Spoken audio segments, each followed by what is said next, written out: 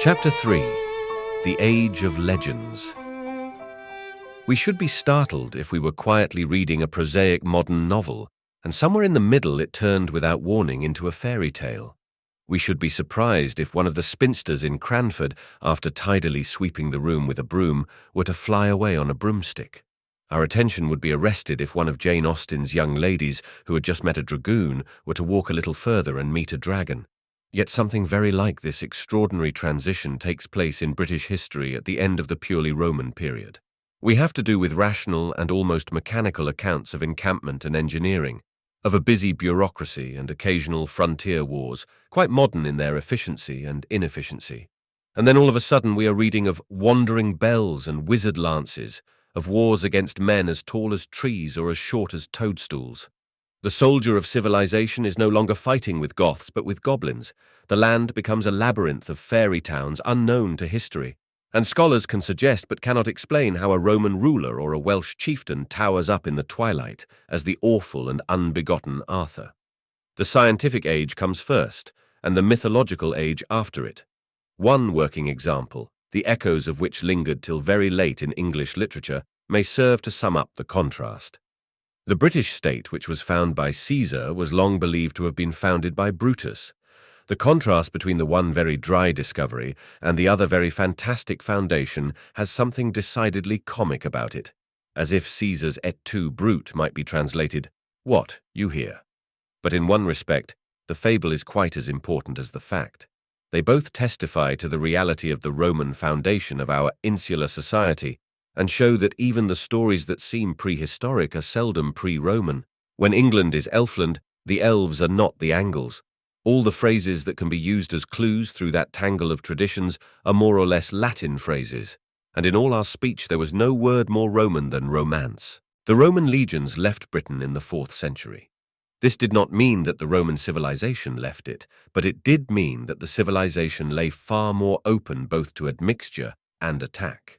Christianity had almost certainly come to Britain, not indeed otherwise than by the routes established by Rome, but certainly long before the official Roman mission of Gregory the Great. It had certainly been largely swamped by later heathen invasions of the undefended coasts. It may then rationally be urged that the hold both of the empire and its new religion were here weaker than elsewhere, and that the description of the general civilization in the last chapter is proportionately irrelevant. This, however, is not the chief truth of the matter. There is one fundamental fact which must be understood of the whole of this period, yet a modern man must very nearly turn his mind upside down to understand it. Almost every modern man has in his head an association between freedom and the future. The whole culture of our time has been full of the notion of a good time coming. Now the whole culture of the Dark Ages was full of the notion of a good time going. They looked backwards to old enlightenment and forwards to new prejudices. In our time there has come a quarrel between faith and hope, which perhaps must be healed by charity, but they were situated otherwise. They hoped, but it may be said that they hoped for yesterday. All the motives that make a man a progressive now made a man a conservative then. The more he could keep of the past, the more he had of a fair law and a free state. The more he gave way to the future, the more he must endure of ignorance and privilege. All we call reason was one with all we call reaction, and this is the clue which we must carry with us through the lives of all the great men of the Dark Ages, of Alfred, of Bede, of Dunstan. If the most extreme modern republican were put back in that period, he would be an equally extreme papist, or even imperialist, for the Pope was what was left of the empire, and the empire what was left of the republic. We may compare the man of that time, therefore, to one who has left free cities and even free fields behind him and is forced to advance towards a forest. And the forest is the fittest metaphor, not only because it was really that wild European growth cloven here and there by the Roman roads, but also because there has always been associated with forests another idea which increased as the Roman order decayed. The idea of the forests was the idea of enchantment. There was a notion of things being double or different from themselves, of beasts behaving like men, and not merely, as modern wits would say, of men behaving like beasts. But it is precisely here that it is most necessary to remember that an age of reason had preceded the age of magic. The central pillar which has sustained the storied house of our imagination ever since has been the idea of the civilized knight amid the savage enchantments, the adventures of a man still sane in a world gone mad. The next thing to note in the matter is this, that in this barbaric time, none of the heroes are barbaric. They are only heroes if they are anti-barbaric. Men, real or mythical, or more probably both, became omnipresent like gods among the people and forced themselves into the faintest memory and the shortest record, exactly in proportion as they had mastered the heathen madness of the time and preserved the Christian rationality that had come from Rome. Arthur has his name because he killed the heathen. The heathen who killed him have no names at all.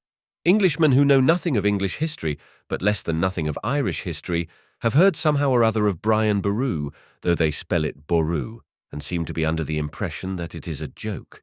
It is a joke, the subtlety of which they would never have been able to enjoy if King Brian had not broken the heathen in Ireland at the great battle of Clontarf.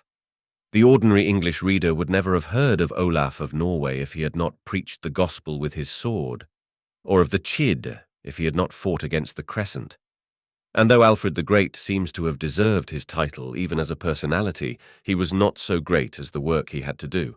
But the paradox remains that Arthur is more real than Alfred, for the age is the age of legends. Towards these legends most men adopt by instinct a sane attitude, and of the two, credulity is certainly much more sane than incredulity. It does not much matter whether most of the stories are true, and, as in such cases as Bacon and Shakespeare, to realize that the question does not matter is the first step towards answering it correctly.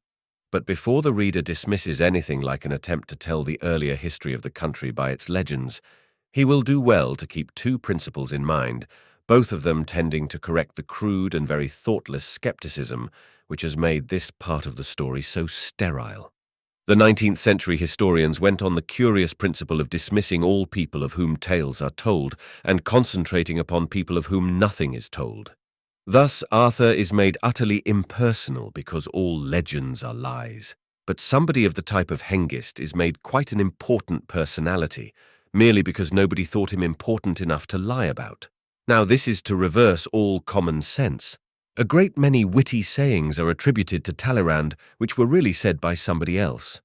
But they would not be so attributed if Talleyrand had been a fool, still less if he had been a fable.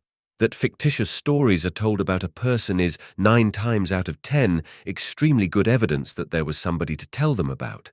Indeed, some allow that marvelous things were done, and that there may have been a man named Arthur at the time in which they were done. But here, so far as I am concerned, the distinction becomes rather dim. I do not understand the attitude which holds that there was an ark and a man named Noah, but cannot believe in the existence of Noah's ark. The other fact to be remembered is that scientific research for the last few years has worked steadily in the direction of confirming and not dissipating the legends of the populace. To take only the obvious instance, modern excavators with modern spades have found a solid stone labyrinth in Crete, like that associated with the Minotaur, which was conceived as being as cloudy a fable as the Chimera. To most people, this would have seemed quite as frantic as finding the roots of Jack's beanstalk or the skeletons in Bluebeard's cupboard. Yet it is simply the fact. Finally, a truth is to be remembered which scarcely ever is remembered in estimating the past. It is the paradox that the past is always present, yet it is not what was, but whatever seems to have been, for all the past is a part of faith. What did they believe of their fathers? In this matter, new discoveries are useless because they are new. We may find men wrong in what they thought they were, but we cannot find them wrong in what they thought.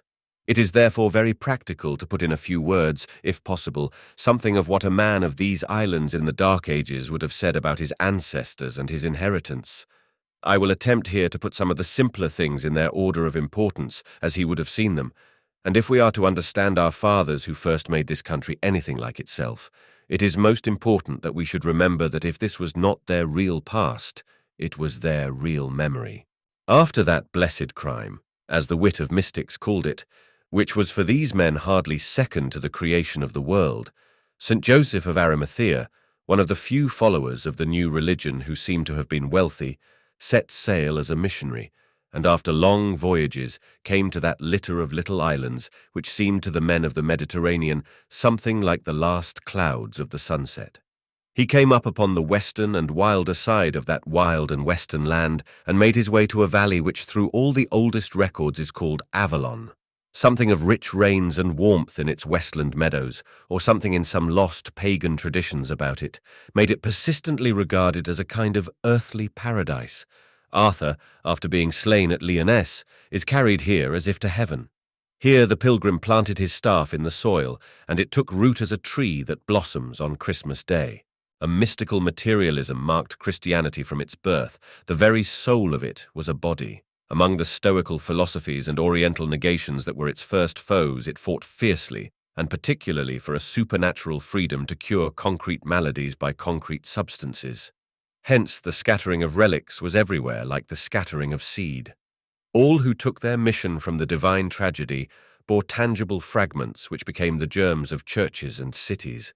St. Joseph carried the cup which held the wine of the Last Supper and the blood of the crucifixion to that shrine in Avalon which we now call Glastonbury, and it became the heart of a whole universe of legends and romances, not only for Britain, but for Europe. Throughout this tremendous and branching tradition, it is called the Holy Grail. The vision of it was especially the reward of that ring of powerful paladins whom King Arthur feasted at a round table, a symbol of heroic comradeship such as was afterwards imitated or invented by medieval knighthood. Both the cup and the table are of vast importance emblematically in the psychology of the chivalric experiment. The idea of a round table is not merely universality, but equality. It has in it, modified of course by other tendencies to differentiation, the same idea that exists in the very word peers, as given to the knights of Charlemagne. In this, the round table is as Roman as the round arch, which might also serve as a type. For instead of being one barbaric rock merely rolled on the others, the king was rather the keystone of an arch. But to this tradition of a level of dignity was added something unearthly that was from Rome, but not of it, the privilege that inverted all privileges, the glimpse of heaven which seemed almost as capricious as fairyland, the flying chalice which was veiled from the highest of all the heroes, and which appeared to one knight who was hardly more than a child. Rightly or wrongly, this romance established Britain for after centuries as a country with a chivalrous past. Britain had been a mirror of universal knighthood. This fact, or fancy, is of colossal import in all ensuing affairs, especially the affairs of barbarians. These and numberless other local legends are indeed for us buried by the forests of popular fancies that have grown out of them. It is all the harder for the serious modern mind because our fathers felt at home with these tales, and therefore took liberties with them. Probably the rhyme which runs, "When good King Arthur ruled this land, he was a noble king. He stole 3 pecks of barley meal," is much nearer the true medieval note than the aristocratic stateliness of Tennyson. But about all these grotesques of the popular fancy, there is one last thing to be remembered. It must especially be remembered by those who would dwell exclusively on documents and take no note of tradition at all. Wild as would be the results of credulity concerning all the old wives' tales, it would not be so wild as the errors that can arise from trusting to written evidence when there is not enough of it. Now the whole written evidence for the first parts of our history would go into a small book. A very few details are mentioned, and none are explained. A fact thus standing alone, without the key of contemporary thought, may be very much more misleading than any fable. To know what word an archaic scribe wrote without being sure of what thing he meant may produce a result that is literally mad. Thus, for instance, it would be unwise to accept literally the tale that St. Helena was not only a native of Colchester, but was a daughter of old King Cole. But it would not be very unwise, not so unwise as some things that are deduced from documents. The natives of Colchester certainly did honour to St. Helena, and might have had a king named Cole. According to the more serious story, the saint's father was an innkeeper, and the only recorded action of Cole is well within the resources of that calling. It would not be nearly so unwise as to deduce from the written word, as some critic of the future may do, that the natives of Colchester were oysters.